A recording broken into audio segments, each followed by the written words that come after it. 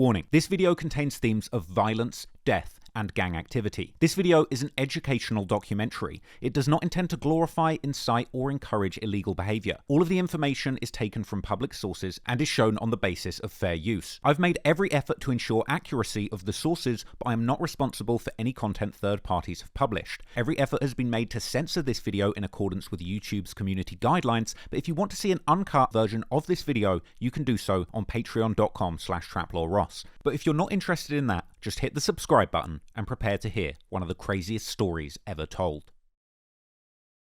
When it comes to famous gangsters from Chicago's drill scene who never rapped, there are few names that ring bells as loudly as T-Roy. This is largely due to some of the biggest and most influential drill rappers ever, like Chief Keef, Lil Durk, King Von, Rondo No. 9, and others, commonly mentioning him in their songs, often rapping about this pocket-sized savage who stood at only 5'2", carrying guns and not being afraid to use them, essentially being one of their most admired shooters. T-Roy, real name James Johnson, got his nickname from his second name, Troy, which is appropriately derived from the Old Irish word meaning foot soldier, someone who's really in the field during wartime. T-Roy was born and raised in the infamous Parkway Gardens apartment complex, better known nowadays as O Block. O Block's located on the south side of Chicago, on the border of Woodlawn, more specifically West Woodlawn and Washington Park neighborhoods. But O Block is not only an apartment complex with almost 700 units, but it's also the name of an alleged gang that resides there. A gang most recently made famous by 6 members who were convicted of the murder of rapper FBG Duck, who allegedly belonged to the rival gang STL or nearby St. Lawrence and 63rd. T-Roy himself was an alleged member of the O Block set, a street gang who pledge allegiance to the historical's Black Disciples gang, founded by legendary Chicago gangster David Barksdale. T-Roy himself had 2 brothers, who were known on the streets as HK and Slutty. Both of those brothers have since tragically passed away, but their mother would also raise 3 other cousins as her own, Zelmunna, Eli, and Maria, with the first of these, Zelmunna, now also dead, taking his own life after being identified as a shooter in the murder of FBG Duck too. But the story of T-Roy's siblings could very well be its own video. But for T-Roy, growing up on the south side of Chicago, he would become accustomed to death at a very early age. In 2009, he would seemingly be strongly impacted by the tragic death of a young woman from Parkway Gardens called Keita, who seemingly died from natural causes. But clearly this woman had a huge impact on T-Roy, who even went on to name his own Facebook account after her. But this was also a time when youths like T-Roy were beginning to truly experience the violence taking place in the streets of Chicago. In 2011, O Block would end up losing 2 important members to gang violence, OD and Platoon. The first of these, OD Perry, was the very person whom the gang O Block would take their name from, with Parkway Gardens formerly being known in the streets as Wick City, but after OD's death, the gangsters there would proudly call themselves O Block. Undoubtedly, these deaths played a major role in making a young T-Roy become increasingly active in the streets, and not long after this, he would allegedly begin his years-long revenge campaign dishing out deadly violence towards the opposition of O Block, with T-Roy ultimately gaining a reputation as one of Chicago drill's most savage shooters, all of which without ever rapping a single bar.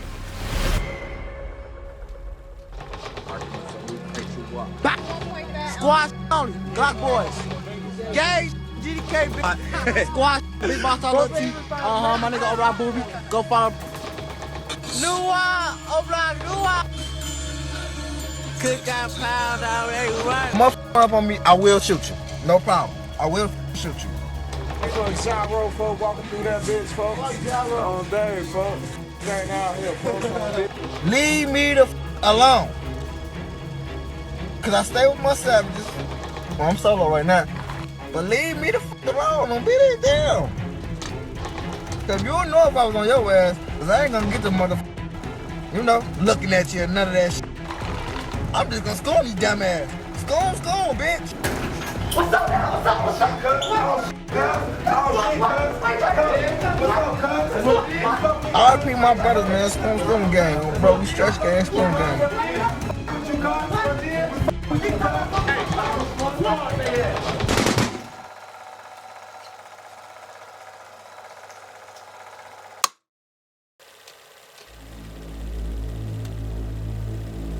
On the 3rd of December 2011, at around 3:45 p.m, a young man named Dale Fisher, also known as Squirrel, was walking with a friend to the corner store near 62nd and St. Lawrence when a silver two-door car would pull up next to them. Someone leaned out the window, opening fire, hitting Dale several times. This was a brutal and senseless slaying, but even more brutal was the fact that in the aftermath, someone would take a graphic picture of Dale's body laying on the sidewalk. It's moments like this that really drive home just how dark life in the Chicago streets can really be. After the shooting, and after being pictured on the ground, Dale was taken to the Stroger Hospital, where he was pronounced dead about half an hour later. Police would report claims that Dale was shot a total of 12 times. And according to Dale's friends and family, he wasn't really a gang member and would rather spend time at a youth center than on the streets. Dale's family had actually moved away from the Washington Park and Woodlawn area to the Chapman neighborhood about 3 miles south. But unfortunately, Dale would still come back to his old stomping grounds to hang out with his friends, some of whom were indeed affiliated with the sets in the area that were enemies of O-Block. This included STL on St. Lawrence Avenue and EBT on Eberhart on 64th and Jaro City on 62nd, as well as crews within them like FYB and FBG. In the years following Dale's death, many of these people would tweet about Dale being an innocent civilian who had nothing to do with any gang rivalries in the area. However, Dale was seemingly around real gang members who had many enemies in the streets. One video of Dale, seemingly taken within a day of his murder, would even circulate online. Dale would be seen in pictures throwing up gang signs, suggesting that he himself had already been sucked into the gangbanging lifestyle, and seemingly his connection to gangs would come from family ties, as Dale's big brother was a known St. Lawrence member who went by the name Main Main. Main Main was even seemingly mentioned in the police reports regarding the murder of O.D. Perry, with O.D.'s mother stating that she had heard that a man called Main Main was behind O.D.'s murder. Dale's killer has never been caught, but there have been several factions and suspects who have been rumored to have been behind this murder. For example, in 2012, rapper billionaire Black's brother Richie Jerk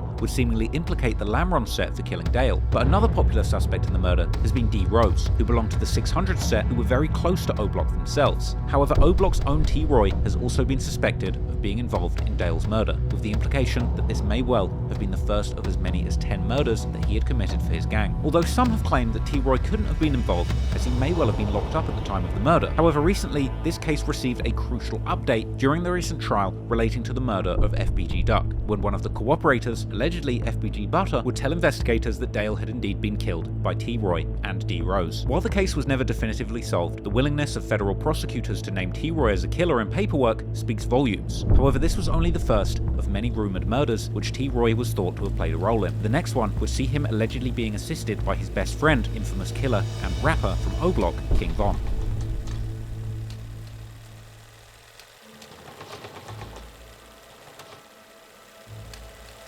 About 5 months after the murder of Dale, on the 28th of April 2012, at around 9:30 p.m, a 23-year-old man called Doc, or King Doc, real name Marlon Monroe, was walking near 63rd and St. Lawrence, the heart of STL's territory, when somebody opened fire as he was in front of the corner store, striking him once in the chest. Doc would then try to escape his attackers across the road through a patch of tall weeds in an empty lot in the 6300 block of St. Lawrence, where he would ultimately succumb to his injuries, passing away on the spot. However, when police would come to investigate the reports of shots fired, they couldn't see Doc laying there in the tall weeds, and would leave him there. And it wasn't until Doc's relative, a teenage boy named Modell McCambry, would go through that empty lot on his way home hours later that he would actually stumble upon Doc's body. According to Doc's family, he had been going through a rough patch in his life and had recently been freed after doing a prison bit, which he was seemingly also celebrating on his social media. Doc had only recently begun getting his life together, getting his GED in prison, and now he wanted to get himself a painter's license to start making an honest living. In fact, the night he was killed, Doc had actually been at his aunt's property doing some maintenance, shortly before his life was cut short. However, Doc was also allegedly gang affiliated, particularly with the EBT set named after Eberhart Avenue, who were close with several other gang sets in the area, including STL, Jaro City, and MOB. People seemingly affiliated with these sets would also mourn Doc's death on their social media, some of them even seemingly alluding to knowing exactly who had killed Doc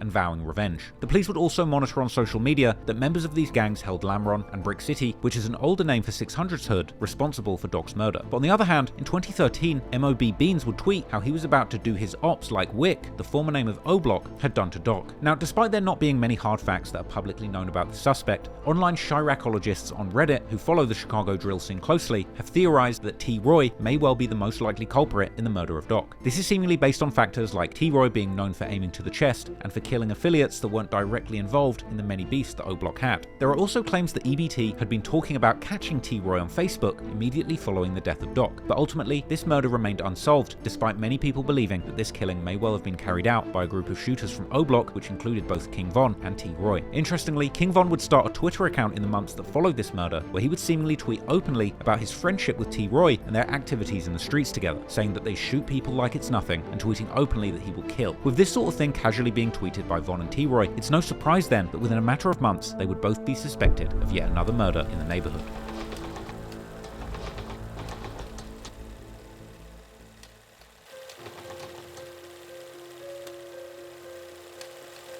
In the early morning hours of August the 8th, 2012, a 28-year-old man named Rell Joshua, known on the streets as Dirty Rell, was at the corner of 56th and Wabash. Here, he was shot several times. The police would arrive to the scene soon after, finding Rell motionless on the ground, where he was then taken to hospital and pronounced dead around 4 a.m. Like Doc, Rell was affiliated with some of the gangs in this area, such as STL and Jaro City, and members of these gangs would mourn his death on social media after his passing. But Rell was even older than Doc, and he had seemingly moved away from this area in Chicago some years ago to the city of Peoria, around 2.5 hours drive from where he was killed. It's unclear why Rell was in Chicago the night of his murder, or exactly who killed him, but once again, T. Roy's name would become attached to the case, as would King Von's, who would ominously post the previous night how there was a smell of homicide in the air, implying that Von may well have been driving around looking for ops that very night, and then posting the next night, within hours of Rell being shot, showing that Von was indeed awake at the time of the murder. Once again, also D. Rose from 600, who was known to slide with O Block, was connected to this case as part of a theory in the legendary Chirac wiki, with it believing that D. Rose himself assisted in the murder. Now, while it's not clear exactly who shot Rell, it seems that his friends thought that this murder was indeed done by O Block, because the very next night they would exact their revenge. That night, on the 8th of August, an O Block member by the name of White or Whitey, real name Tony Dunn, was hanging out with King Von around O Block, where they were celebrating Von's upcoming birthday. Von would enter a store near the apartment complex, while Whitey would wait outside. Unfortunately, it was there when Whitey was shot to death by a member of Jaro City called 50 Shot, who was then caught by the police right near the scene of the murder, even shooting it out with the cops. It would take over 10 years for justice to finally be delivered in this case, as in 2023, 50 Shot would finally be sentenced for the murder of White and 2 attempted murders of the police officers who arrested him, with him receiving a whopping 115-year sentence. As I've discussed in length in my video, King Von, Rap's first serial killer, this was a moment that would make King Von yearn for revenge. After the death of White, Von begun a determined sliding campaign with the goal of killing all of O Block's ops, and Von would later rap on his song Demon that it was literally witnessing Whitey's murder that turned him into a demon, motivating him to commit numerous murders. And as Von would often discuss, his #1 partner during this campaign to kill was his best friend, T. Roy, and soon they would seemingly catch another body together, this time with a dark connection to the first man that Von and the second that T. Roy had allegedly killed.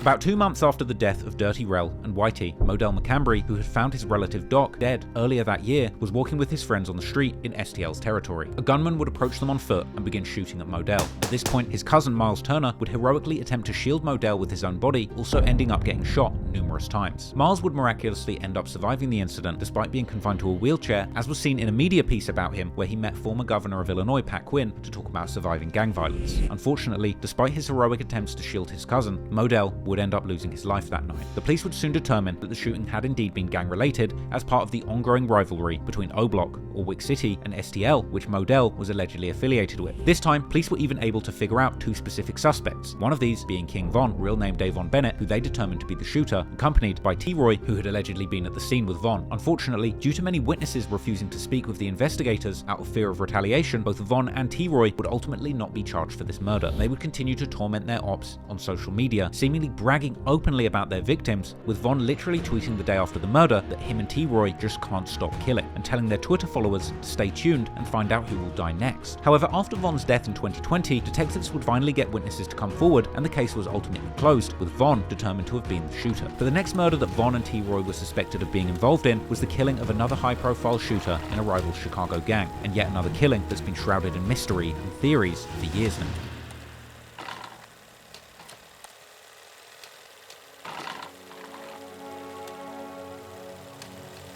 In the morning of November the 8th, 2012, not even a month after the murder of Modell, another STL member would be found in critical condition in the Wrightwood neighborhood in the far southwest side of Chicago. This time, it was a 17-year-old Rodney Stewart, better known in the streets as Boss Trell from STL, who had been shot once in the back of the head and was found laying dead in a gangway with a Glock handgun tucked underneath his body. Only a few hours before being found, Boss Trell had made a tweet stating that he was going back to sleep. So if he was going back to bed, how did he end up shot outside next to houses that he seemingly had no connection to? This shooting was actually heard by several several residents in the area, but only a few had seen anything. But one of these witnesses had spotted a thin-built man with an average height wearing a white sweater running away from the scene. Another witness had seen a black van driving away from the scene, as well as another man wearing a hoodie, carrying a backpack, and running while yelling for help. While the police were trying to piece together what had happened from these tiny tidbits of information, Boss Trell had been rushed to hospital, where he would continue to fight for his life. Later that morning, Boss Trell's friend began reacting to the news of him being in hospital, and soon FBG Cash would post a picture on Twitter of himself holding Boss Trell's hand. And he would also post several tweets that sounded like threats and antagonism towards the people that he believed had shot Boss Trell, where he said that he was about to go nuts and turn the streets into a gun range. Only a few minutes later, T-Roy and King Von would begin a tweet storm of their own, where they both heartlessly mocked Boss Trell, as well as seemingly implying that they had something to do with his shooting, with T-Roy tweeting, "Man down," Von tweeting, "LOL, the struggle." T-Roy would even tweet, "F him, die slow," and going on to reference the infamous true crime reality show, First 48, suggesting that he had just First 48'd his victim. King Von would then follow up with another heartless tweet saying that his ops aren't dying on time, a reference to Boss Trell's status in hospital. And then T-Roy himself would reference the situation mockingly, tweeting, "No Trell, stay alive." Unfortunately, later that night, Boss Trell would pass away from his injuries. But still, even the next day, King Von would continue to taunt STL, claiming that STL really stood for steady taking losses, as well as referencing Boss Trell directly, tweeting, "He ain't a boss to him." Tragically, it would later be reported that Boss Trell seemingly knew that he was in danger in Chicago, and that he'd even had plans to move to Iowa, where he had a lead on a new job. In fact, the very night he shot, he had already had a bus ticket bought to get out of town. His fears were very much warranted, because Boss Trell himself was rumored to be a known shooter, with many believing that he had killed for his gang too, particularly Shoroid from O-Block. That same reporting would then make claims that many around Trell, including his girlfriend, as well as the detectives investigating the death, actually knew who'd done it, but without credible witnesses, including Trell's girlfriend, who said that she didn't feel comfortable talking about people she thought were involved, they ultimately couldn't bring any charges. But given that Von and T-Roy were heavily implying their involvement in the murder on social media, it would be no surprise that the internet would also begin to think they must have had something to do with the murder. Images would even circulate of a photo that T-Roy shared, showing his Timberland boots covered in blood, with the implication that the blood may well have belonged to Boss Trell. These rumors were later further fueled by people close to O-Block and STL, who would seemingly admit that Von and T-Roy were those responsible. Von allegedly killed Trell, him and T-Roy. Only the streets know, and only the people who did it know. So that's why I'm saying allegedly. He got more than 5. He caught that quick. He was listen to his raps. Like, he was really like telling y'all what he was doing, and like how he go, like he'd change his shoes, he catching before he even hit school. Like, he called Trell. Some goofy ass was on my podcast telling me he ain't, boy, on God, on OD Soul, Boss Trell is folks' work. Like, stop that. Like, that was folks' work. He did that. People would point out that Von and T-Roy had seemingly been driving around Chicago the night leading up to the morning that Trell was found. However, there were also other suspects from O-Block, particularly next year in 2013, after a well-respected O-Block member called J Money, real name Jerome Wood, was ultimately killed. Immediately following that murder, friends of Boss Trell would tweet saying RIP to Boss Trell, insinuating that it may have been J Money who had been the triggerman, with them celebrating his passing. Then, the following year, in 2014, STL member FBG Young would post a tweet that seemingly implied that Boss Trell had died due to some kind of betrayal taking place. Then, in 2015, another good friend of Boss Trell, rapper FBG Duck, who was also Boss Trell's cousin, would rap in his song My Homies that it was actually a girl who had betrayed Trell and caused his death. This would seemingly match with the earlier reporting of Boss Trell's aunt blaming his girlfriend for not cooperating with the police. The rumor regarding a girl setting Boss Trell up would eventually develop into a completely new direction. According to this rumor, Trell used to leave his guns at a girl's house, but that girl had a brother who ended up taking the gun. This brother was part of a gang called Quiet Money, who apparently controlled the area around where Boss Trell was found shot. On the morning of his death, he had supposedly gone to get a gun back from the brother, but this would ultimately wind up with him getting killed, with this story being substantiated by people who were close to the situation, such as EBT-BG. Trell, BT, the ops didn't do that. They didn't do that. STL didn't get no get back for BT. But anyway, he got wrapped up in some trying to go get his pipe back that his brother then took from him. Like I say, everybody took guns from STL. This rumor hasn't been proven to be true either, and the murder of Boss Trell is still an open case. It's important to mention that there's never been any definitive proof exactly who was the girl that supposedly set Boss Trell up, and what exactly was her role in this supposed setup. Many have naturally accused Boss Trell's supposed girlfriend, but there have been multiple women in his life, which was something his supposed girlfriend had also implied. So we may never know who did it, but regardless of exactly who it was, if the tweets were anything to go by, to Von and T-Roy, the murder and death of their rivals was just an everyday activity, and with that in mind, it would only be a matter of time before they indeed killed again.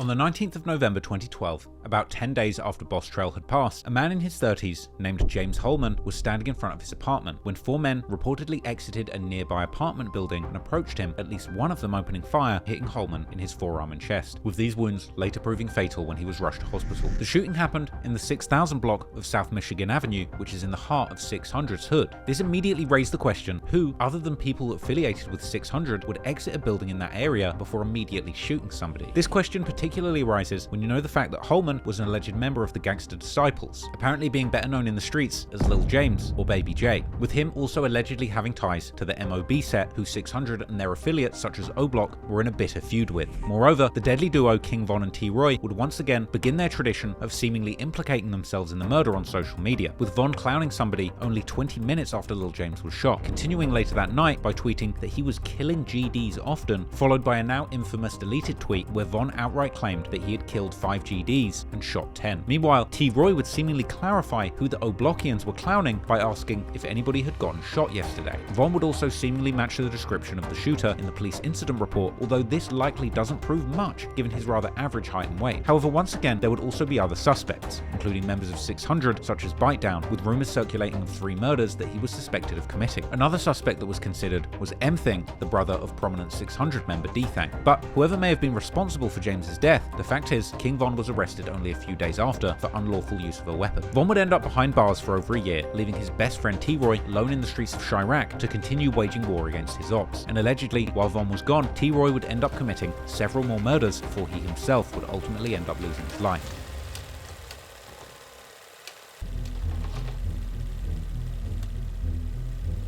T-Roy's next alleged murder victim was somewhat more mysterious than the others, who were so far all from rival sets near O-Block. This man was a 27-year-old called Stunna, real name Frederick Taylor. Stunna belonged to a gang called TTB, or Train to Blow, which also went by the name Suwoo and FOA, meaning family overall. This set hailed from the so-called low end on the north side of Washington Park, near the shores of Lake Michigan, particularly from the public housing projects on Lake Park Avenue between 39th and 40th Street. As a 27-year-old, Stunna was already a Chicago OG who apparently had a long history in the streets, and he had also tried to make it as a rapper, with songs circulating in early 2011 and possibly even earlier, with his crew Street Gang, which included other rappers from TTB and FOA. From his music and social media, it's clear that Stunna had friends and enemies all over Chicago, as he would affiliate with other sets such as Rec City all the way in the west side, whilst also dissing their ops such as Face World and BOC or BOCO, both of whom had their hoods near Rec City. Street Gang was also seemingly dissing O-Block's close affiliate Lamron, as well as Chief Keef and his GBE crew that O-Block at the time was still friendly with. And although far away from O-Block, TTB were also close with many of O-Block's enemies, including 051 Young Money and Jaro City. So they were therefore beefing with O-Block and its affiliates like 600 by association, as seen in tweets by prominent member TTB Nez. And then, around the 9th of June 2013, at around 1 AM, Stunna was in traffic with friends on the busy Dan Ryan Expressway. They were driving southbound on a slip ramp between the 71st and 75th Streets, when somebody would pull up, shooting up their car, hitting Stunna and a woman, whilst missing a third person who could later be seen speaking with the police on the side of the road. Stunna and the woman would be taken to a hospital where he was unfortunately pronounced dead. The following day, the news of Stunna's passing would reach his friends and family. However, that's not all they would post, because already that same day, one of the most well-known members of his set, TTB Nez, would tweet an ominous message, implying that O-Block, aka Wick City, had been behind the hit and promising revenge. Meanwhile, T-Roy was seemingly gone from Twitter for several days following the shooting until he would return on the 13th. Moreover, FBG Dutchie from STL would tweet to T-Roy that day telling him to bail out next time, implying that T-Roy had been in jail, which might have been related to the shooting of Stunna. Then, in the coming months, other TTB members would repeat a similar message as Nez, this time directly saying that it was O-Block that had killed Stunna, as well as dissing O-Block's affiliates such as Lamron, 300, and 600. They would also diss and threaten specific O-Block members such as senior member Boss Top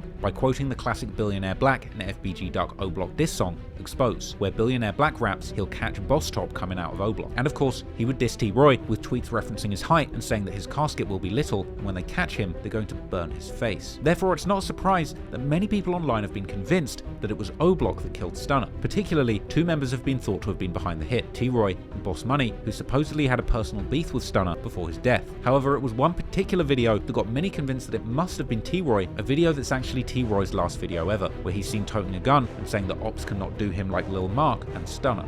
They would not Stunna me. No, I keep that 33. But this ain't a 33. Whoever the killer from O Block may have been, TTB would allegedly respond with strong force, because in 2015, one of the members would tweet saying that after Stunna died, TTB had been up for an entire week trying to avenge his death. Ultimately, even if T-Roy was the killer of Stunna, he would evade his ops for several years, continuing to cause carnage for his enemies and apparently even innocent civilians.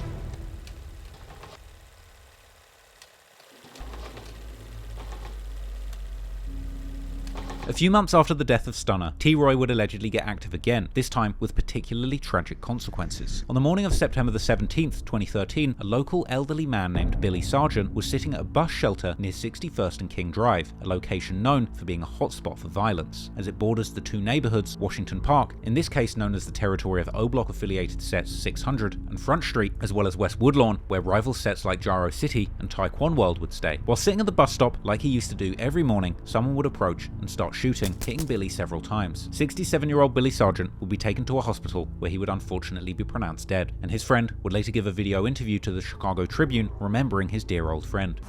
He was the last person on earth that should ever get shot for sitting on the corner. All the old gangsters boys, they knew him.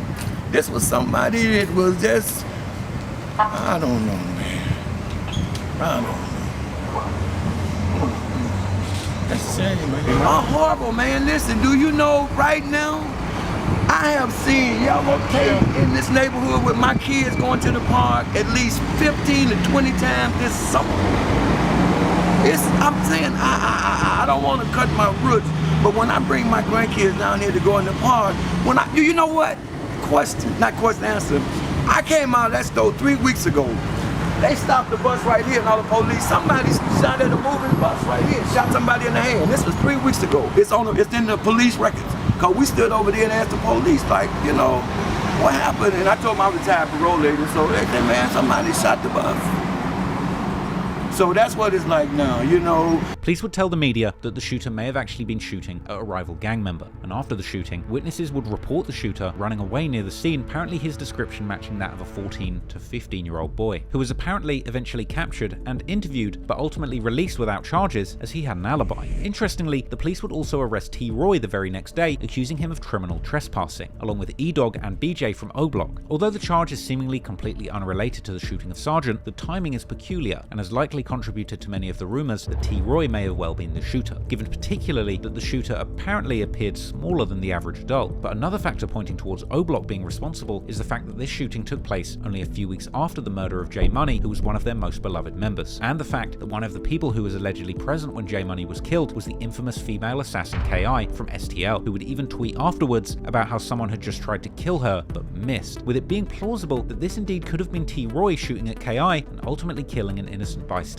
in the process. Moreover, it seems that O-Block may well have been hunting KI again a few months later, because on the 1st of November, a 32-year-old woman was shot in the leg as she walked in the 6300 block of South Vernon Avenue, the territory of STL, around 12:23 p.m. Shortly before 2 p.m, FBG Dutchie would tweet how O-Block had come through shooting again, but had shot an innocent junkie. And then the next day, KI would tweet saying that O-Block had tried to shoot her, but missed, hitting someone else. And then a few weeks later, Dutchie would specify that that shooting had indeed happened on Vernon. Then, some months later, KI would even tweet threatening T-Roy, saying that if he came to Vernon, he would end up dead. Ultimately, KI would end up being killed herself, with the prime suspect being King Von. However, before that would happen, there would be one more murder which T-Roy and Von were rumored to have been involved in, or at least present for.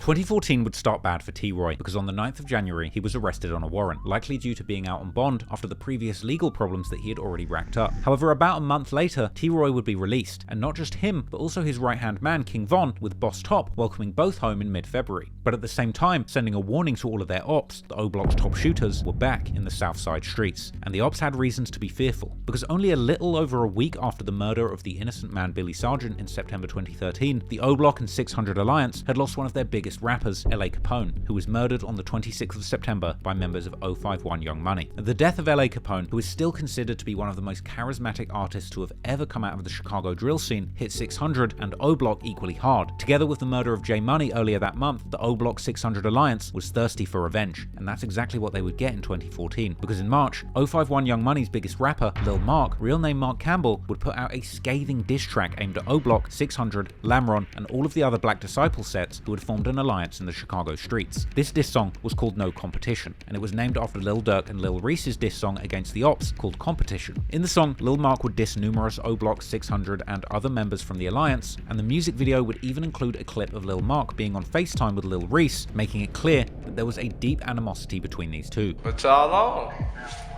Alright. That L shit. What up? Out here. I'm on fast, boy. I been out here. I stay out here, boy.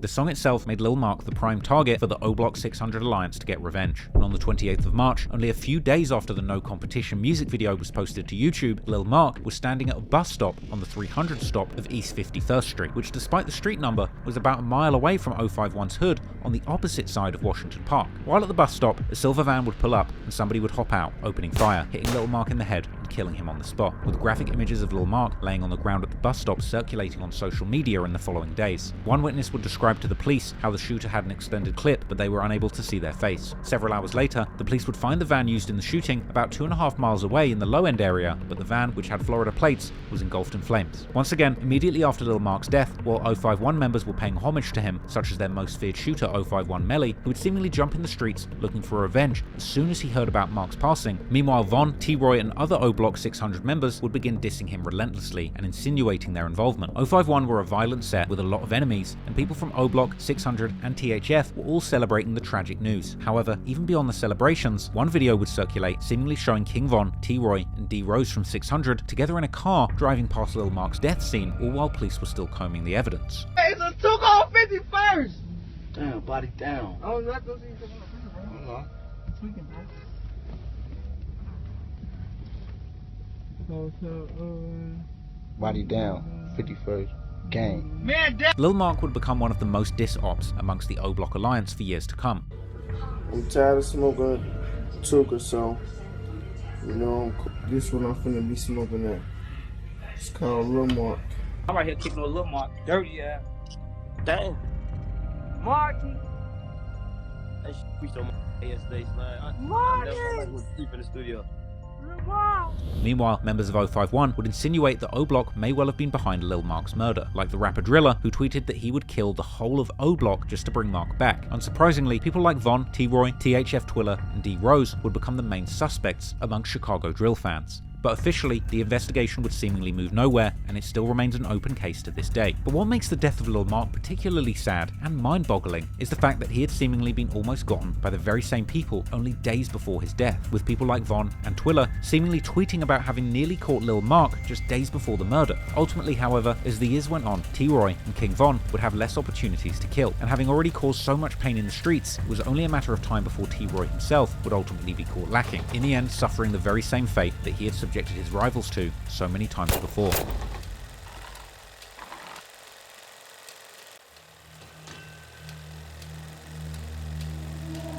Later in 2014, the deathly trio, Von, T-Roy and D Rose, would all get locked up again on different occasions. But while T-Roy would eventually be back on the streets for a period of time in 2014, this wouldn't be the case for Von, who would get charged for the murder of Malcolm Stuckey in July, only months after allegedly killing female shooter KI, with Von remaining in jail and fighting the Malcolm Stuckey murder case for several years until the end of 2017. Von would end up beating those charges, but D Rose wouldn't be so lucky, as he would not only be charged for the murder of Venzel Richardson in April, but eventually he would be found guilty for that murder, being sentenced to a monster bid of 40 years in jail. Perhaps it was the fate of these two that would make T-Roy calm down a little bit, because after the murder of Lil Marc, there wouldn't be any more bodies that have commonly been pinned on him in online rumours. And unfortunately, the next murder associated with his name would be the murder of T-Roy himself. In 2015, T-Roy would be arrested and charged with unlawful use of a weapon, among other charges, and he would reportedly spend over a year in jail. And at the end of 2016, O Block would suffer another major loss when one of their most respected members, Big A, was shot and killed in a restaurant near O Block. Perhaps it was the murder of Big A, who was a close friend of T-Roy, that would make T-Roy get active in the streets again. Or perhaps, more likely, we simply will never know all of the dirt that T-Roy was doing in the streets by himself, rolling solo, while his right-hand man, King Von, was fighting his murder case. But whatever the case, only a few months after the death of Big A, on the 14th of February 2017, T-Roy would be lurking again, this time in the South Shore neighbourhood on the east side, more specifically on East 71st Street. The rumour being that T-Roy was looking for an op called TB, or Terry Barry, who belonged to the rival set Taekwon World from the West Woodlawn neighborhood. TB was known to hang out at that location and even had pictures of himself in front of the stores there. There were even rumors that T-Roy had actually upped his gun or even shot at TB and his friends earlier that very day, particularly after a member of Taekwon World called 2 Times would put out a remix of King Von's song Crazy Story, with many arguing that he's actually describing the events of that day. Whatever the case, from the now available security camera footage, we can see that around 11:50 AM, T-Roy would enter a grocery store on 71st Street, together with another person who he had apparently met just moments earlier. Interestingly, this person would later tell the police that T-Roy had told him about an encounter that he had on that street earlier on, with someone apparently asking T-Roy, "What are you about?" Only a few minutes later, 2 men would approach the store from the same direction, with one of them stopping to tie his shoelaces, as if knowing that he would soon have to go on the run. Meanwhile, in the store, T-Roy is walking around and talking with his friend in a cold storage aisle, unaware that these 2 men are lurking outside the store.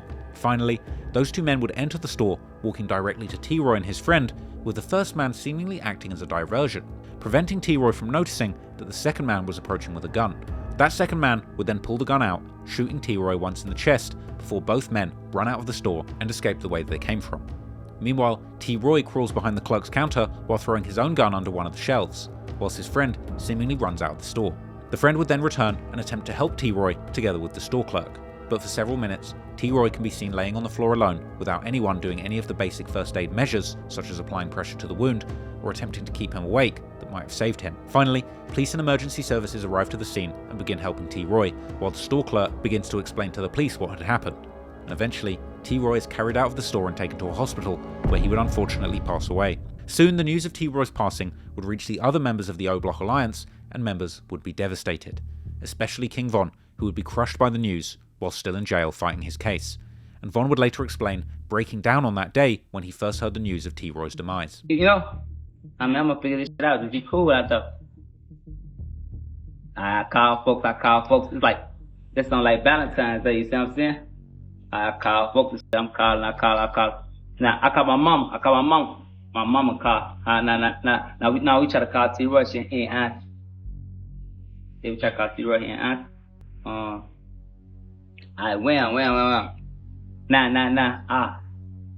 What I do? I gotta call somebody. I probably call a hoe or something. I call a Zaria, so I call a something. I call a hoe. Then, wham, I call my mama back. And she crying and shit. Mama, what you crying for? You good? You know what I'm saying? They shot T-Roy. T-Roy got, what? Who? What? Oh, look at the phone. You know how that shit go, you in jail, you can tell, hold on, what? Alright, Now we calling him. What's going on? He got hit once, some shit. Oh, damn. What the fuck going on out there? I'm T-Roy, got shot. Look, this is the thing, y'all don't know T-Roy. Y'all gotta leave our history of T-Roy, y'all don't know. T-Roy got to go further. That's T-Roy. That's T-Roy. Oh, you know what I'm saying? Y'all don't know T-Roy like I know T-Roy, you know what I'm saying? So when I hear he gets shot on, he don't want to talk me like, don't be lacking, don't be, you know? He was telling me he used to be on each other, you know what I'm saying? Because me and him, we back to back. That's my boy, you know what I'm saying? Folks got shot. I said, hold on. I said, the streets, hold on. Who got shot? Who? Nah, he a gangster. He got shot before. He a gangster. And the folks ain't make it, I'm throwing them out. I play it out, you know me. You know, you gotta play it out. You in jail, that's all type of goof ass around. You know, these 30 people. All of your business on King David, I walk it off. I let it do it, you know.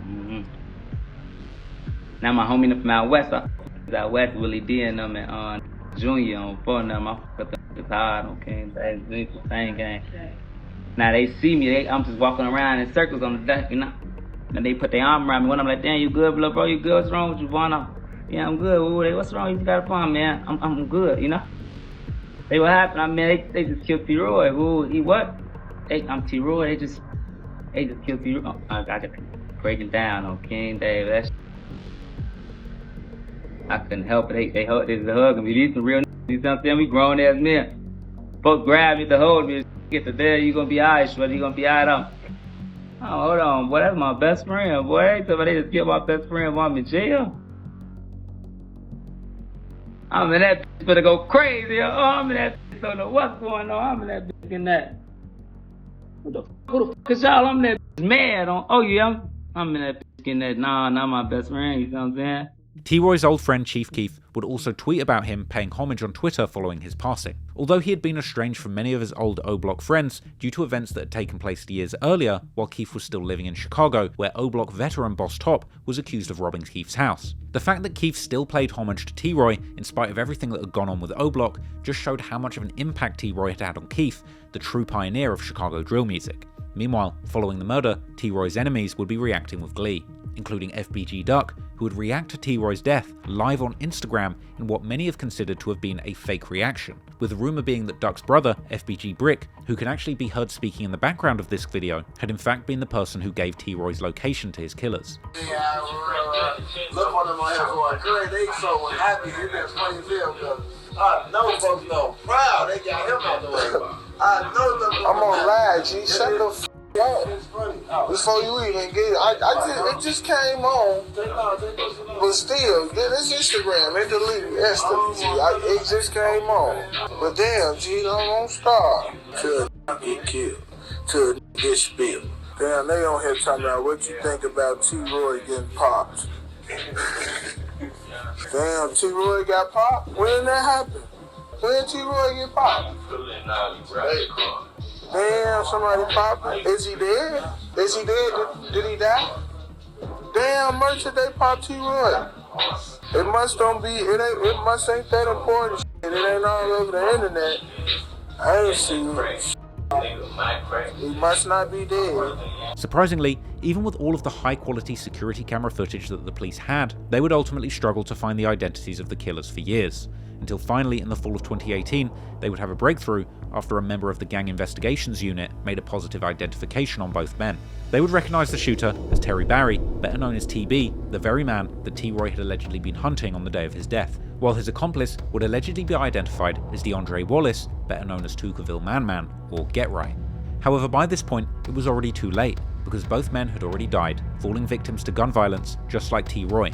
Their deaths so soon after the murder of T-Roy would make many convinced that their deaths were directly related to T-Roy's murder, as seemingly foretold by the ominous tweet by Booker600 after T-Roy's death, but more about this later. After still frames and videos from the security cameras would become available publicly, revealing the killer's clothing, the internet sleuths would quickly recognize what was really going on. It would turn out that these were the very same clothes that TB and Man had worn in pictures posted on their social media earlier that same month. They would also dig up an old tweet from TB in 2015 where he would seemingly predict T-Roy's death by his own hand, as well as creepy posts from T-Roy's Twitter account that TB had retweeted after killing him.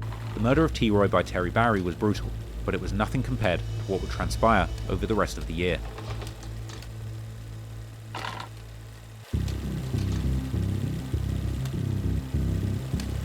Ultimately, T-Roy was one of O-Block's most fierce shooters and savages who was ready to kill at a moment's notice. He was feared in the streets and beloved by his own gang, but ultimately, despite his reputation, his days were truly numbered, and it would only be a matter of time before his enemies caught up with him in the same way that he had caught up with them. Following the death of T-Roy, remaining members of O-Block formed a new group called GetBackGang, who waged a brutal revenge campaign in T-Roy's name. Their primary goal was to get back for T-Roy, murdering his killers or anyone that had something to do with his death.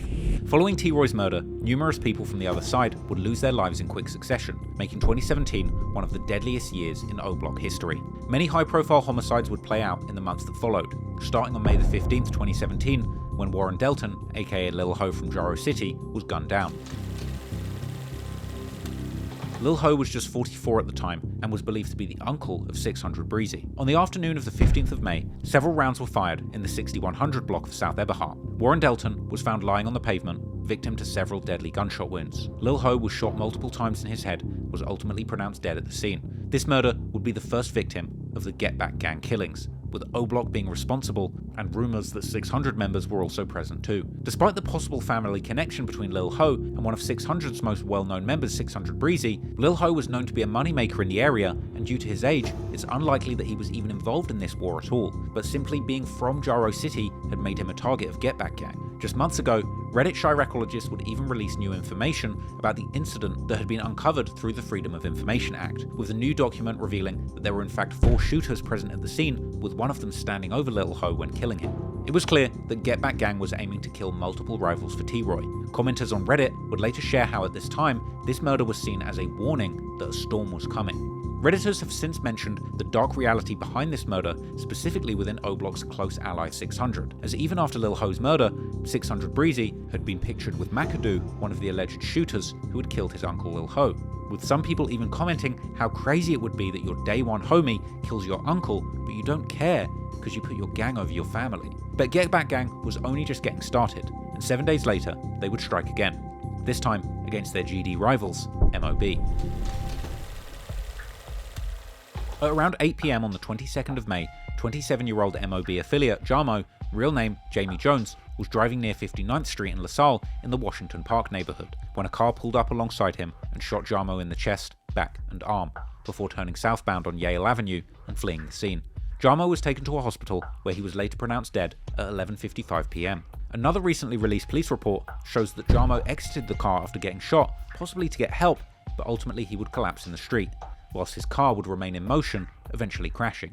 Dusky from MOB would pay his respects to Jamo after hearing about his death, which would prompt Memo600 to like the post, a creepy but common tactic used by gang members to taunt their ops during this time of grief.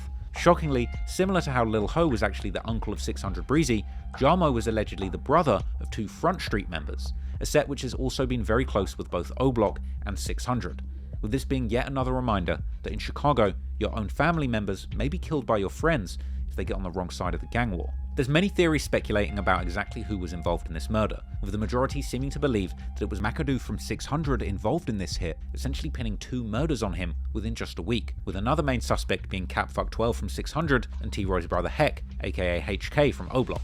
GetBackGang had now allegedly killed 2 ops in 7 days, all in retaliation to T-Roy's murder. However, the gang that was most likely directly responsible for T-Roy's murder, Taekwon World, had not yet faced any direct consequences. But O-Block clearly had no plans on stopping the Getbacks, with members like E-Dog tweeting that more Getbacks would be coming that very summer.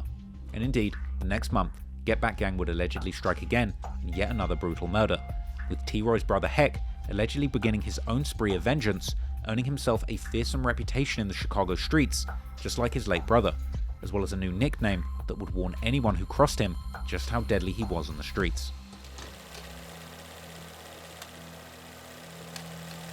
Poppie was the right-hand man of TB, or Terry Barry, the man who had seemingly shot and killed T-Roy, and the two were even seen together in multiple photos, even collaborating on music, earning them their most popular song, Taekwon Way, a tribute to their gang set Taekwon World. Poppie was just 18 years old, and much like many other teens at his age, he worked a normal day job at a local business to make ends meet. On the 16th of June, Poppie was working his shift as normal at the L&P Candy Warehouse, which was located on the 7047 block of South State Street in the greater Grand Crossing neighborhood, just a few miles away from the main war zone around the Woodlawn and Washington Park neighborhoods. At around 3 PM, Poppie had been helping an elderly female customer take her shopping back to her car. Whilst he was literally at work helping a customer, a maroon-colored vehicle would pull into the parking lot, and a masked man would exit the vehicle and begin firing an AK-47-style automatic rifle towards Poppie, striking him 3 times in the head, once in the lower body, once in his back, and once in his right upper arm. Getting multiple tickets hitting the board for a person shot. 7-5 in state, 7-1 in state, 7-0 in state. First ticket's coming in at 7-5 in state. Says male shot inside the candy warehouse. White car did a U-turn to go westbound on 7-1, possibly back on the expressway. Unknown if that car is involved. One caller saw 2 male blacks on the ground shooting near a white sedan parked at the candy store. Male black 6 foot with dreads and a white t-shirt and jeans. Per 7383 Adam, offenders jumped out of a maroon car and fired the shots, got back in the car and went northbound. We got multiple shell cases out here. Another ticket says that a male black wearing a white mask took off in a car. Didn't remember the color. Last thing getting on the expressway. Maroon vehicle, last thing northbound on state with the male black shooter. Gonna victim to county hospital. Ambulance 65 is taking another one. I guess the female. It was a dark color 4-door vehicle. The passenger jumped out of the vehicle and shot the victim in close range. The victim worked at this candy store. Is that the male or the female? The female is not shot. She just fell. She's not shot. We know we have a male with a gunshot wound to the head, unknown condition, ambulance 14 to Stroger, and unknown name. Victim's last name, Ryan, date of birth, 04, June 99, male black, critical condition for now. It's believed that this despicable act of violence is when Heck, short for his real name Hakeem Murray, got his new nickname, HK, which allegedly stood for Headshot King. Poppie was ultimately taken to the Stroger Hospital where he was unfortunately pronounced dead around 6 hours later. But to make matters even worse, the horrific aftermath of the shooting was recorded and is actually still circulating online. But it's far too graphic to show you here. In the clip, Poppie's almost lifeless body could be seen clinging on in his final moments, whilst distraught members of the public can be seen around him, frantically attempting to give first aid and help him pull through. Meanwhile, the woman who Poppie had been helping put things in her car before the shooting could be seen laying on the floor, screaming in shock, and according to reports, she would remain laid out on the floor until the police arrived. This goes to show you just how brutal and senseless the violence can get in these gang wars, with members having zero sympathy or consideration to the life-changing trauma that they're putting dozens of innocent people in, on top of the actual murders themselves. Unfortunately, this murder was very personal, and the killers from O Block didn't seem to care who got in their way. Poppie was indeed affiliated with the gang and the person who had murdered T-Roy, and he had been rumoured to have killed at least one person to himself. Now, it's unknown exactly who was inside the maroon vehicle, as no arrests have been made for this murder, and it would turn out that that store was located right next to a freeway, essentially giving the shooter a perfect chance to escape the area instantly after the hit. However, in a true Chirac fashion, the alleged perpetrators, including HK, who was the alleged shooter, would begin hinting at their involvement almost immediately. Heck would begin to be referred to as HK or Headshot King, an apparent badge of honour based on his accuracy with the gun that day. Furthermore, the day after Poppie's murder, HK was seen flaunting a chain of his big brother T-Roy, something that members are known to do when they have avenged the said person on their chain. Further insults and taunting from O Block members would implicate HK as the shooter, such as Melly from O Block visiting the candy store and shouting out HK, together with a post that reads, "If you know, heck dat savage." There are also other O Block members who have been rumoured to have been involved. For example, in the days following Poppie's murder, E-Dog would tweet comparing killing to the feeling of sex, a trend seemingly made popular by C-Day from 600 in a brazen tweet he put out years earlier. However, on the other side of the war, after news spread about Poppie's death, TB would share on Twitter that he was devastated. The two had been extremely close, and it would later circulate that following Poppie's murder, TB would suffer mentally, allegedly checking into a mental health facility twice during this period, with this seemingly confirmed by a later article by one of his teachers. Killing such a close friend to TB and a beloved member of Taekwon World, GetBackGang were getting closer and closer to the person responsible for T-Roy's death. But they were not done killing, and it still seemed like anybody could get it. Then, just 12 days later, GetBackGang would continue their murder spree, this time killing a female affiliate to MOB and an innocent woman. WhiteGirl, real name Janine Dowell, who also went by Janine Sharrell, was a 32-year-old woman living in the MOB neighbourhood. Many internet theories have pinned her as a set-up chick, however there's no evidence that I've found to support this. In reality, she was a mother of 3 and nicknamed Miss Make It Happen due to her dedication to grant her family their wishes. Unfortunately, it would seem her proximity to O Block's enemies would make her a target for GetBackGang too. On the 28th of June, Janine was driving in an SUV with another woman named Juliet Washington in the Washington Park neighborhood. As they approached a red traffic light and stopped, 2 shooters would approach the vehicle, pulling up beside them and shooting into the car, hitting both victims multiple times. As the SUV rolled into the sidewalk, both shooters ran back to their car and fled. The news would report the 2 women in the car as deceased, and heartbreaking pictures would be taken at the crime scene as people learned the tragic news and had to be held back by police. After the murder, Washington's auntie was interviewed at the scene, with her appearing completely shocked as to why someone would kill her niece, who was not affiliated with anything gang-related and rarely even visited the city. Sadly, it appeared that Juliet was simply collateral damage, with the real target likely being WhiteGirl due to her affiliations with people from her neighborhood. Eventually, McAdoo from 600 and Lil Scud from O Block would be arrested and charged for this double murder. Prosecutors alleged that it was around 10:30 p.m. when McAdoo and Lil Scud pulled up in a stolen grey sedan behind Washington's stopped SUV at Warbush Avenue and Garfield Boulevard, with this being in the heart of MOB's hood. They then got out the car, approached the SUV on foot with handguns, and carried out the extremely brutal double murder, firing almost 24 rounds in approximately 15 seconds. Clearly, they wanted to make sure that WhiteGirl didn't survive. One of the alleged motives for this gruesome murder is that WhiteGirl was looking to cooperate in a battery case against somebody allied to 600, and thus it was believed that McAdoo and Lil Scud were supposedly paid to do this hit. This is supported by the fact that McAdoo reportedly made 15 calls to the person from the case in the hours before and after the murder. In just 2 months, McAdoo had been implicated in 3 murders, and now his life as a free man had finally come to an end. Meanwhile, MOB were left mortified by this situation. Jamo and WhiteGirl had been killed by GetBackGang in retaliation for a murder they didn't even commit. WhiteGirl's murder was referenced on the track Street to Me by Lil Mo, Six Blocker and Ruger, where they rap, "Can't believe they killed Janine, that was a whole girl." Whether WhiteGirl's murder is seen as part of the get back for T-Roy or just a paid hit is irrelevant. She was the 4th murder within 2 months, carried out by the same group. With McAdoo being involved in the first 2, this is clearly a continuation of the gang's relentless murder spree, which had now seemingly broadened to contract killings. And sadly, they would not stop there. The next month, GetBackGang, or so-called OB600, named after the 2 sets O Block and 600, who had become increasingly tight during their recent violent escapades, would commit another double murder, catching 2 family members of FBG Duck on the very same night. Coby Mack, who was from Taekwon World, is the cousin of infamous rapper from 63rd and St. Lawrence, FBG Duck, while FBG Brick is Duck's big brother. A lot of motherfuckers don't understand, like, everybody think Duck, like, y'all motherfuckers know Duck, but anybody that really know Duck, know me, you know what I'm saying? Okay. And I ain't get my name off rapping, you know what I'm saying? Just something I always had a passion for, you know what I'm saying? I started doing it, but that ain't where I got my name from.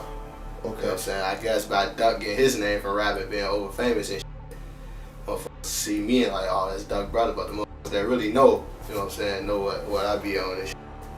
And that's my little brother, you know what I'm saying? The little brother? The little brother, you know, my big little brother. That's what's up, man. Brick too was very close with Taekwon World and was often seen with Terry Barry and other members in his music videos. It's even theorized that Brick may have been the very person who actually gave TB T-Roy's location before he was killed. And fans believe this is actually why Brick was seen pictured with TB and GetRight around that time when those two were wearing the same clothes that they wore in the surveillance footage on the hit. The day after T-Roy was killed, Brick was heard in the back of FBG Duck's live stating how proud he was of Taekwon World that they had killed T-Roy. Duck would swiftly tell him to be quiet as he's on live before going on to pretend that he was just finding out that T-Roy is dead that moment from his chat. Yeah, look on them on here going, good, they so happy, it been funny as hell, because I know folks know proud, they got him out the way. I know I'm on live, G, shut the f*** up. It's funny. Before you even get it, it just came on, but still, this Instagram, it deleted instantly, it just came on. In the midst of GetBackGang's murders, Coby and Brick chose not to stay low-key. On July the 17th, a block party was thrown in STL EBT territory on the 6300 block of St. Lawrence, where the duo was in attendance. Whilst Brick and Coby were in the porch area of the house, a white SUV pulled up and a person hopped out, approaching Coby before shooting him multiple times. Brick was then chased in the alleyway next to the house, where he too was also shot several times, and both would end up losing their lives at the scene, with Brick supposedly being left on top of a fence that he had tried to jump over in an attempt to escape. Furthermore, graphic images of Coby's corpse lying on the grass were also revealed to the public in news articles which covered the murder. On top of that, a viral photo also circulated which depicted FBG Duck and his mother, Mama Duck, mourning the loss at the scene. And recordings of the aftermath were also released where Mama Duck could be heard screaming and crying, with her chilling outpouring of grief echoing all throughout the neighborhood.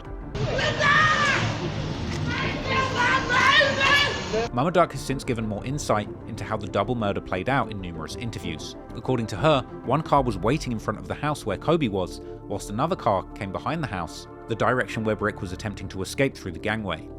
This all appeared to be a planned ambush, almost as if they knew that Brick would run that way. From witnesses and people who have told me that supposed to have been a car waiting in the back behind where they were standing, and then a car came up the one way, and they instantly shot Coby, and Brick tried to run and jump a gate and was shot in the back. And he was also, I'm assuming the way his autopsy report was, that as he was running towards the back, somebody was back there waiting on him. So I wasn't aware that he was shot in his face until I went to identify him. The autopsy report would show just how gruesome and violent these murders were, with Brick shot 6 times and Coby 9 times. Now many suspect that HK, Cap, McAdoo, Trey 5 and C Murder were the ones responsible for planning this hit, with Redditors saying that this was almost confirmed. Some years later, C Murder would apparently be identified as the shooter of Brick in articles that detailed legal paperwork that had circulated after he was charged with the murder of FBG Duck. Brick's mother also believed that Cap was involved and even commented on a post claiming that he was implicated in killing Brick. Cap and Brick actually had a history of back and forths on Twitter just a month before this, where Brick can be seen insulting Cap and claiming that C-Day has no respect for Cap. Brick may have actually been telling the truth, as C-Day famously said that the ops should have killed Cap instead of Trix, which according to some rumours was due to a love triangle. Although the tweet could have likely just been C-Day's way of hinting that Cap was the one who had been hurting the ops the most, but in 2019, Cap would tweet again, disrespecting Duck and Brick. But Brick was not innocent in this war, and Mama Duck would later say in a live stream how people didn't even know the half of what he had actually done in the streets. I ain't finna sit here and act like motherfucker tell me something like you act like Duck was innocent. He the was compared to Brick. Y'all don't even know the motherfucking half, okay? Just days before his murder, Brick was also antagonizing his ops on Twitter, even calling them out for not engaging in shootouts and claiming that he was ready to walk through O-Block. However, like so often in gang life, they weren't always enemies, and one chilling photo from many years ago would actually show FBG Brick at a youth centre alongside none other than McAdoo, one of the main killers in this spree of murders, who is also rumoured to have possibly been the person who killed Brick. And just like with Cap, Brick had also had a history of escalating tension with McAdoo, claiming that after he had gotten shot in a previous incident, he choked McAdoo after Inky D and C-Day ran from him. Clearly this was personal, but it was also another revenge murder in the name of T-Roy. And by this point, GetBackGang had murdered 7 people from May to July 2017, only months after T-Roy's murder. However, one man was still at the top of their hit list, the man responsible for pulling the trigger and killing T-Roy. And just 2 months later, GetBackGang would ultimately find exactly who they were looking for.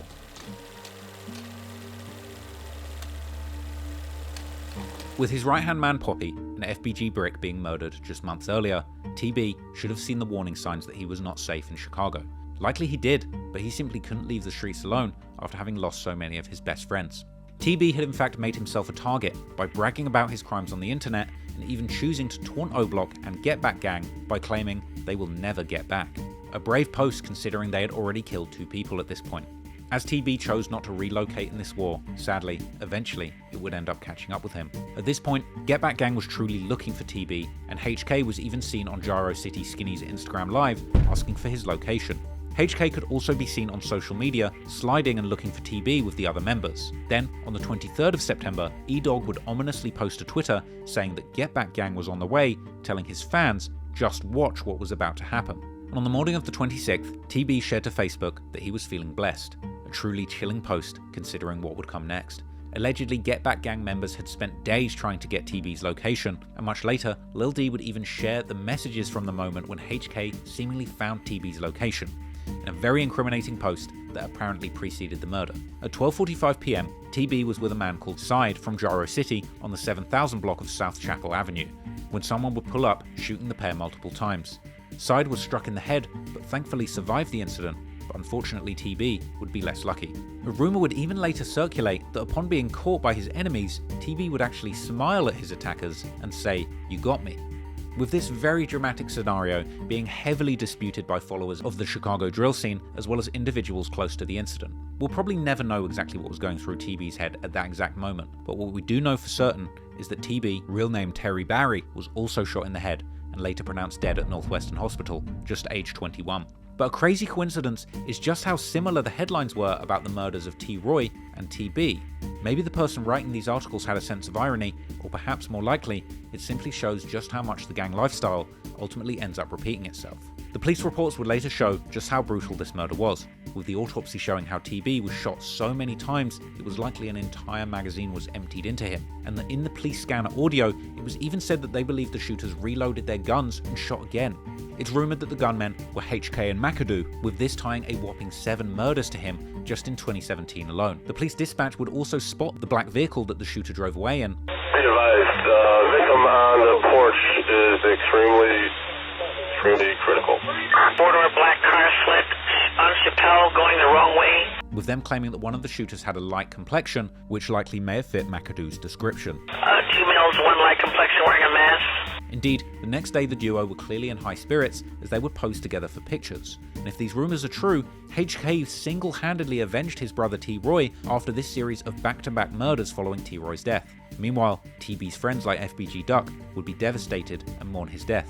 In just a few months, 2 of their most notable members, TB and Poppie, were killed at the hands of GetBackGang. TB's mother would also post a heartbreaking thread to Twitter reacting to his death, and TB's schoolteacher would even post a moving article where he explained his hurt at hearing the news of his former students TB and Poppie's death, with his mother also posting her own emotional tribute to her son in the comments of that article, also calling out hateful and disrespectful comments about her son from rivals. However, unfortunately, others would lurk in the same comments, suggesting that TB himself had allegedly murdered 4 people, including T-Roy. TB's friends, on the other hand, would begin paying tribute to him, publicly naming him as the T-Roy Slayer, and celebrating the murder that had originally caused these brutal back-to-back killings. The extreme wave of violence that followed T-Roy's death is unheard of, even in the extremely violent reality of Chicago's gang wars. Numerous murders in broad daylight all over the span of a few months. After killing TB, O Block was seemingly not done, and unsurprisingly, they would continue bragging to the whole world.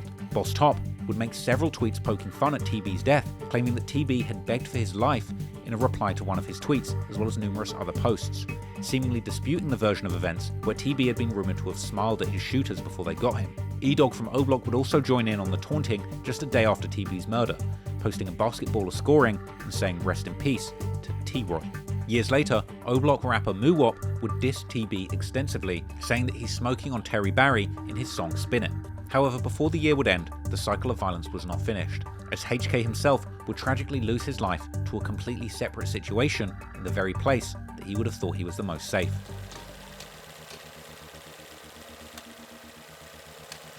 The 24th of November 2017 was a day like any other in O Block, with HK hanging out in Parkway Gardens accompanied by Lil D and McAdoo. In the CCTV footage released from the incident, we can see the trio enter the 6436 tower block inside of Parkway Gardens. Footage would later emerge giving more context to the events that played out that day.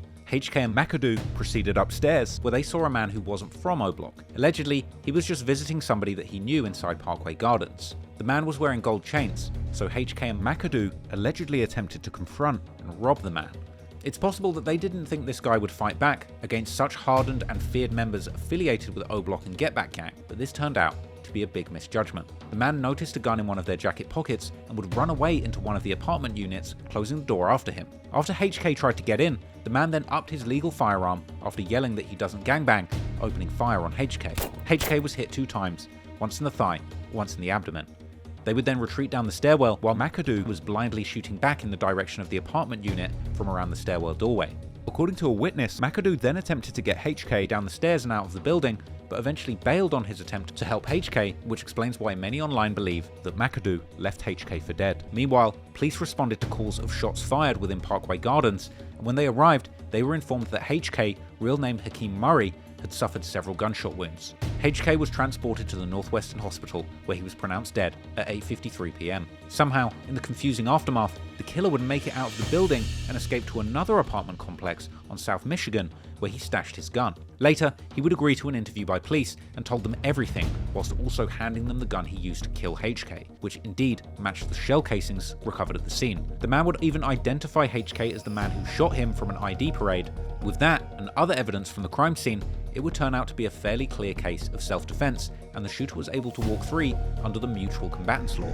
In the same year, both brothers T-Roy and HK lost their lives to gun violence, and it would be a twisted irony that after all of the murders that he had committed in his brother's name, it would end up being a complete stranger that would end up taking the life of O Block's supposed headshot king. But HK's death was not the end of the fallout following T-Roy's murder, as O Block was seemingly not done with their getbacks, and still had their sights on yet another man involved in the murder of T-Roy, with that person being the second man who was there during the murder, Man, better known as GetRight, Toucaville.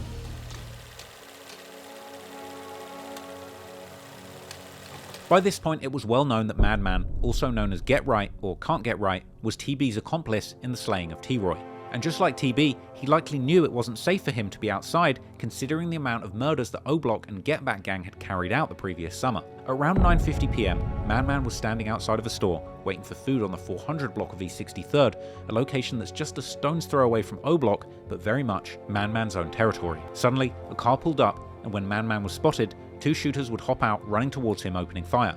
In the gruesome CCTV footage from the murder, we can see how Man was initially hit before he would try and make an escape. But he would then be gunned down on the floor, with the shooters firing more shots, standing over him to ensure that he was dead. Unfortunately, they didn't even stop there, but they would also end up shooting an innocent bystander, a 43-year-old janitor, Troy Hampton, who was just doing his job sweeping up outside of the store, and the whole incident would indeed be caught on CCTV camera, where you can even see one of the gunmen purposely aiming at the man and firing several times. Commenters on Reddit would share their disgust at this bold double murder. Morning are looking for the gunman who killed 2 men overnight. They were standing outside of a store in the city's Woodlawn neighborhood when someone started shooting. A 43-year-old man was shot in the chest. He died at the hospital. The other victim, a 22-year-old, also died. Police say the 22-year-old is a known gang member and was the intended target. Following the murder of Man, Chiracologists would begin to theorize just who could have potentially carried out this brutal assassination. Surprisingly, many in the community believed that one of the shooters could have been the infamous Chicago gangster dubbed the gravedigger of Chirac, 051 Melly. The rumors of hatred between the two had begun after a viral video circulated from Poppie's balloon release following his funeral, and in the clip, Man can be seen dropping the Y, a disrespectful hand sign towards 051 Young Money, doing this in front of the camera and right in front of Melly, with the camera then panning to Melly, showing his shocked reaction, which even gets a nervous laugh out of FBG Duck, who is in attendance. The comments on YouTube would mention how this could have been a grave mistake, leading Melly to want to kill Man. But these rumors have since been debunked by members of STL, after FBG Young participated in an Ask Me Anything thread for the Chiracology subreddit in 2022, denying Melly was responsible for the incident, but indeed admitting that STL do not chill with 051, but still paying homage to Melly. For many, there was no need to theorize, as it seemed very clear which gang was responsible for this murder.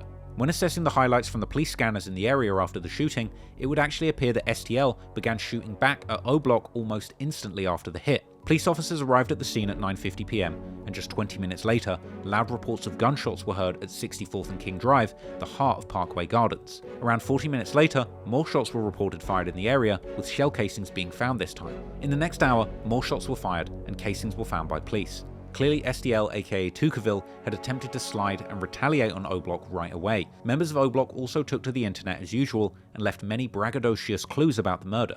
The very next day, King Von himself would actually go live with several O-Block members beginning to mock Man's death, making a joke out of his other name GetRight or Can't Get Right, calling him Can't Get Up. There you go, can't get right. There you go, can't get right, cause I can't get right. Alright, now, everybody, not at one time. What just happened? What just happened? A lot of glitches and efforts. Hold on, you right there with your hand. You tell me what happened. Who got killed? That's what I'm asking y'all. Who got killed, gang? Yeah. Can't Get Right got killed. Merge. Can't get right. Hey, somebody show me a picture. I don't think I know y'all talking about. Is this Can't Get... Is that Can't Get Right? Hold on, is this him? Is this Can't Get Right? This ain't called snitching. I'm just trying to get verified. Get verification. They talk some Can't Get Up. They always make some shit before we do it. They beat us to it every time. Y'all should start killing people. Cause y'all be storing this. You storing the name. Oh, Steve, this ain't crazy. The group would even mock the death of the innocent janitor, claiming that they will have to roll another one, seemingly unaware that the second victim of the shooting was indeed an innocent man. They said 2 down. Dang. 2 men. That I can't take. On David, they said it on both our lives. I can barely take 2 pieces. 2 pieces. I can take. Somebody roll another one. Can't. Whoever else got hit. They would then continue reacting to their ops posting tributes to Man. See that paragraph under that picture, you know it's over. Damn, best friend, you just told me to pop out. I remember back in the days when you just told me to pop out, best friend. Why the f you do me like this? You bogus as hell. They ain't try to. They gonna be dissing you. You know, you better not get caught like that. Von and his crew would then begin making more direct disses at the situation, claiming that STL stands for steady taking losses, and that the FN gave him a fresh fade like Lil Boosie. Steady taking loss. STL. L, steady taking losses. Motherfucker gave him a fresh fade, boosty boost. Hey, they fucked up folks up. Hey, why did they even put him on Front Street like he was even like that, though? Von would then add that he probably knew he was going to die and that no one will care he's gone. He probably knew he was gonna die. He did.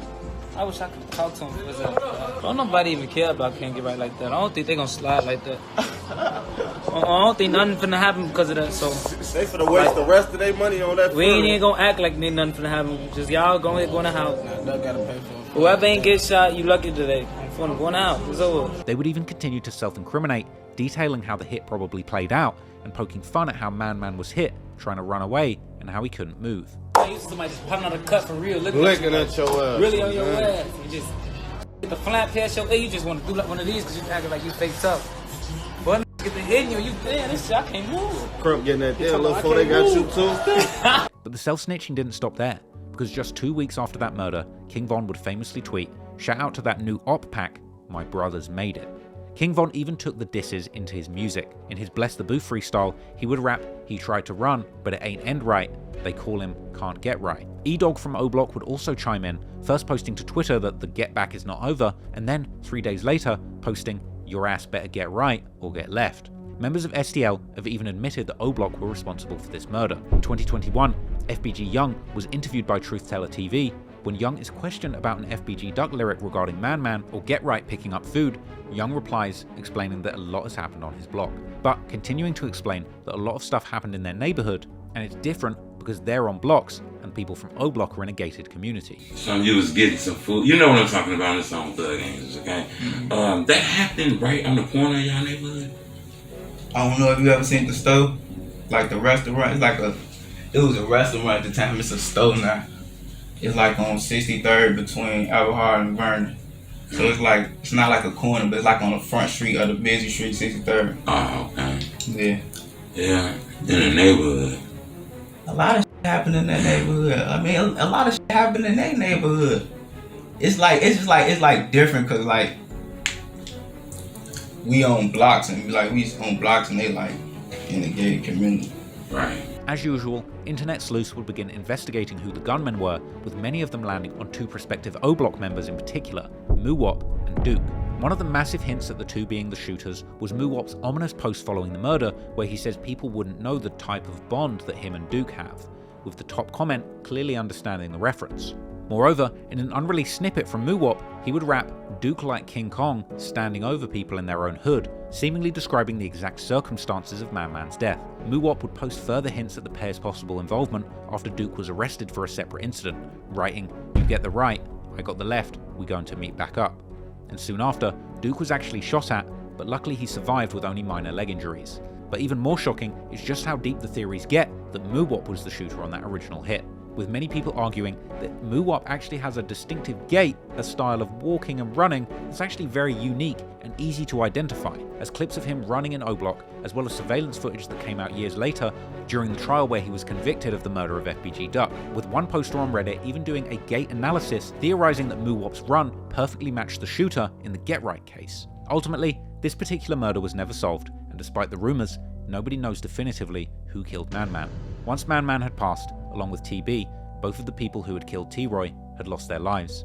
However, the damage was done. O-Block would lose T-Roy's brother HK in a completely random incident, and despite the supposed goal of GetBackGang being achieved, the Getbacks would indeed never stop. Numerous people from both sides would go on to lose their lives, including the most prominent rapper from STL, FBG Duck, and the most prominent person to come out of O-Block, King Von himself, who also ended up being shot dead in a freak incident that nobody could have predicted. But in many ways, the way that King Von died fit the exact characteristics of the sort of murders that him and his GetBackGang committed. Whether GetBackGang truly believes that they avenged T-Roy or not, the senseless cycle of violence and trauma can't be ignored. Those members choosing to go on a series of killings will never be able to bring back T-Roy, and their activities in the streets would only amount to more lives lost to murder or prison. Sadly, for everybody involved, even to this very day, no winners can really be identified.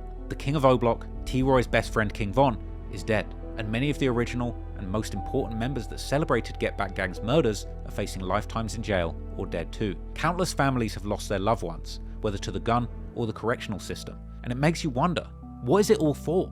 I personally pray that one day we as a society can find a solution to the never-ending violence in these communities. And the first step towards that is reflecting and understanding. So I want to end by making it very clear. This story does not intend to glorify or glamorize the gang lifestyle in any way.